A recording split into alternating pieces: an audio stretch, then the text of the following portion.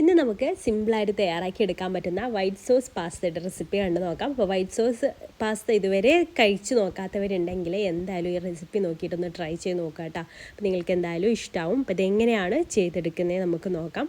അപ്പോൾ അതിന് വേണ്ടിയിട്ട് നമുക്ക് പാസ്ത ഒന്ന് വേവിച്ചെടുക്കണം. അതിന് വേണ്ടിയിട്ട് വെള്ളം തിളപ്പിക്കാനായിട്ട് വെച്ചിട്ടുണ്ട്. അതിലേക്ക് കുറച്ച് ഉപ്പും അതുപോലെ തന്നെ 1 ടേബിൾ സ്പൂൺ ഓയിലും കൂടെ ഒഴിച്ചു കൊടുക്കാം കേട്ടോ. സൺഫ്ലവർ ഓയിൽ ഒഴിച്ചു കൊടുത്താൽ മതി. ഇത് നന്നായിട്ട് തിളച്ച് വരുന്ന സമയത്ത് അതിലേക്ക് നമുക്ക് പാസ്ത ചേർത്ത് കൊടുക്കാം. അപ്പോൾ പല ഷേപ്പിലും പാസ്ത വരുന്നുണ്ടല്ലേ. അപ്പോൾ ഞാൻ മാക്രോണി ആട്ടോ എടുത്തിട്ടുള്ളത്. അപ്പോൾ അത് ഇതിലേക്ക് ഇട്ട് കൊടുക്കാം. 2 കപ്പ് പാസ്തയാട്ടോ ഞാൻ എടുത്തിട്ടുള്ളത്. അപ്പോൾ ഇത് നമുക്ക് ഓവറായിട്ട് കുക്കാവരുത്. ഓവറായിട്ട് കുക്കായാൽ അത് വെന്തുടഞ്ഞു പോകും കേട്ടോ. അപ്പോൾ നമുക്കറിയാമല്ലോ ഏകദേശം എത്രത്തോളം കുക്കായി വരണം. ഒരു 90% കുക്കാവുന്ന ഒരു സമയത്ത് നമുക്കിതിൽ നിന്ന് കോരിയെടുക്കാം. അപ്പോൾ ഇത് കുക്കായി വന്നിട്ടുണ്ട്. ഇനി നമുക്കിത് ഊറ്റിയെടുക്കാം. വെള്ളമൊക്കെ വാർത്ത് ഊറ്റിയെടുത്ത് മാറ്റി വെക്കാം. ഇനി ആദ്യം നമുക്ക് ചെയ്തെടുക്കേണ്ടത് കുറച്ച് വെജിറ്റബിൾസ് ഒന്ന് സോട്ട് ചെയ്തെടുക്കണം. അപ്പോൾ ഇതിന് വേണ്ടിയിട്ട് 1 ടേബിൾ സ്പൂൺ ബട്ടർ ഒന്ന് ചൂടാക്കി എടുക്കുക. അതിലേക്ക് 1 ടേബിൾ സ്പൂൺ ചെറുതായിട്ട് അരിഞ്ഞിട്ടുള്ള വെളുത്തുള്ളി ചേർത്ത് കൊടുത്തിട്ടൊന്ന് വഴറ്റിയെടുക്കാം. പിന്നെ ഒരു 3 ടേബിൾ സ്പൂണ് വലിയ ഉള്ളി ചെറുതായിട്ട് അതൊന്ന് വഴറ്റിയെടുക്കാം കേട്ടോ. അതിലേക്ക് കുറച്ച് ഉപ്പ് കൂടെ ഒന്ന് ചേർത്ത് കൊടുക്കുന്നുണ്ട്. ഉള്ളിയൊക്കെ പെട്ടെന്നൊന്ന് വഴന്ന് കിട്ടാൻ വേണ്ടിയിട്ട് അതുകൂടെ ചേർത്തിട്ട് നന്നായിട്ട് തന്നെ വഴറ്റിയെടുക്കുക. പിന്നെ നമുക്ക് വേണ്ടത് ക്യാപ്സിക്കാണ്. ഞാനൊരു ക്യാപ്സിക്കത്തിന് 3/4 ഭാഗം എടുത്തിട്ടുണ്ട് കേട്ടോ. അപ്പോൾ നിങ്ങളുടെ കയ്യിൽ പല കളറിലുള്ള യെല്ലോയും റെഡൊക്കെ ഉണ്ടെങ്കിൽ അതൊക്കെ ചേർത്ത് കൊടുക്കുക കേട്ടോ. അതൊക്കെ ഒന്നുകൂടി കാണാൻ നല്ല മുഞ്ചു കിട്ടും. അപ്പോൾ ഞാനിവിടെ ഗ്രീൻ മാത്രമേ എടുത്തിട്ടുള്ളൂ. മറ്റ് കളേഴ്സൊക്കെ എടുക്കുന്നുണ്ടെങ്കിൽ ഇങ്ങനെ ഈ ഒരു ഗ്രീൻ കളറിലുള്ളത് ഇത്ര എടുക്കേണ്ട ആവശ്യമില്ല കേട്ടോ. പിന്നെ അതിലേക്ക് ഒരു 1/2 ടീസ്പൂൺ വറ്റൽമുളക് ക്രഷ് ചെയ്തതും 1/2 ടീസ്പൂണ് കുരുമുളക് പൊടി കൂടെ ചേർത്തിട്ട് നന്നായിട്ടൊന്ന് മിക്സ് ചെയ്തിട്ട് നമുക്ക് മാറ്റി വെക്കാം. ഇനി വേറൊരു പാൻ എടുത്തിട്ട് അതിലേക്ക് ഞാനിവിടെ 1 ടേബിൾ സ്പൂൺ സൺഫ്ലവർ ഓയിലും 1 ടേബിൾ സ്പൂൺ ബട്ടറുമാണ് എടുത്തിട്ടുള്ളത്. മുഴുവൻ ബട്ടർ എടുത്താലും കുഴപ്പമൊന്നുമില്ല കേട്ടോ.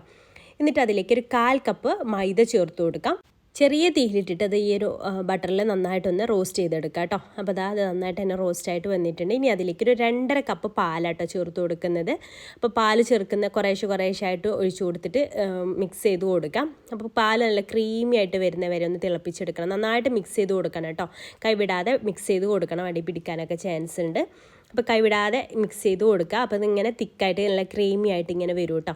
അപ്പോൾ ഇതാണ് നമ്മുടെ വൈറ്റ് സോസ് പാസ്തയുടെ ആ ഒരു ക്രീമി സ്ട്രക്ചറിൽ കാണുന്ന ഐറ്റം. അപ്പം നമുക്കിപ്പോൾ ആൽഫ്രെഡോ പാസ്തയൊക്കെ തയ്യാറാക്കി എടുക്കാം. അതിലേക്ക് നമ്മൾ ഫ്രഷ് ക്രീമാണ് ചേർത്ത് കൊടുക്കുക. ഇത് ആൽഫ്രെഡോ പാസ്ത അല്ല, ഇത് നമുക്ക് നോർമലായിട്ടുള്ള വൈറ്റ് സോസ് പാസ്തയാണ് കേട്ടോ. അപ്പോൾ അത് ആ ഒരു സ്പൂണിൽ നിങ്ങൾ കണ്ടില്ലേ ഒരു ക്രീമി രീതിയിലാവുന്നവരെയാണ് ഇത് ചെയ്തെടുക്കുക. അതിലേക്ക് ആവശ്യത്തിന് ഉപ്പും പിന്നെ നമ്മുടെ എരിവിനൊക്കെ അനുസരിച്ച് വറ്റൽമുളകും കുരുമുളക് പൊടിയൊക്കെ ഒന്ന് ചേർത്ത് കൊടുക്കുക.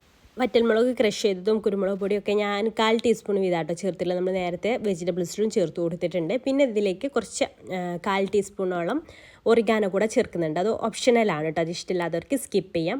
അപ്പോൾ അതിലേക്ക് നമ്മൾ സോട്ട് ചെയ്ത് വെച്ചിട്ടുള്ള ക്യാപ്സിക്കൊക്കെ ഒന്ന് ചേർത്ത് കൊടുത്തിട്ടുണ്ട്. അതിനുശേഷം നമുക്കതിലേക്ക് വേവിച്ച് വെച്ചിട്ടുള്ള പാസ്ത കൂടെ ഇട്ട് കൊടുക്കാം. എന്നിട്ട് നന്നായിട്ട് തന്നെ ഒന്ന് മിക്സ് ചെയ്തെടുക്കുക. എന്നിട്ട് ഒന്ന് തിളപ്പിച്ചെടുത്താൽ നമ്മുടെ വൈറ്റ് സോസ് പാസ്ത ഇവിടെ റെഡി. അപ്പം നിങ്ങൾക്കിത് ചൂടോട് കൂടെ സെർവ് ചെയ്യണം കേട്ടോ. തണുത്ത് കഴിഞ്ഞ് സെർവ് ചെയ്താൽ അത് ഒന്നുകൂടെ ഒന്ന് തിക്കായി വരും. അപ്പോൾ അതിൽ കുറച്ച് പാല് ചേർത്തിട്ടൊന്ന് സെർവ് ചെയ്താലും മതി. അപ്പം ഞാനിതിലേക്ക് എക്സ്ട്രാ ആയിട്ട് കുറച്ച് ചീസ് സ്ലൈസ് ഉണ്ടല്ലോ 2 ഇട്ട് കൊടുക്കുന്നത്. കുട്ടികൾക്കൊക്കെ ചീസ് ഇഷ്ടമാണ്. അത് ഓപ്ഷണലാണ്. അതില്ലാതെയും നല്ല ടേസ്റ്റ് തന്നെയാണ് കേട്ടോ. ചീസ് കയ്യിലുണ്ടെങ്കിൽ ചേർത്തോളൂ. മൊസറല്ല ചീസ് ഒന്നും ആഡ് ചെയ്ത് കൊടുക്കരുത് കേട്ടോ. ഈ ഒരു ചീസ് ഉണ്ടെങ്കിൽ അതുപോലെ ക്രീം ചീസൊക്കെ നിങ്ങൾക്ക് ആഡ് ചെയ്ത് കൊടുക്കാവുന്നതാണ്. ഇനി നമുക്കിത് ചൂടോടെ കൂടെ തന്നെ സെർവ് ചെയ്യാം. നല്ല ടേസ്റ്റാണ്. അപ്പോൾ എന്തായാലും നിങ്ങളിതൊന്ന് ട്രൈ ചെയ്ത് നോക്കുക കേട്ടോ. ട്രൈ ചെയ്ത് നോക്കുന്ന സമയത്ത് ഫീഡ്ബാക്ക് അറിയിക്കാൻ മറക്കരുത്.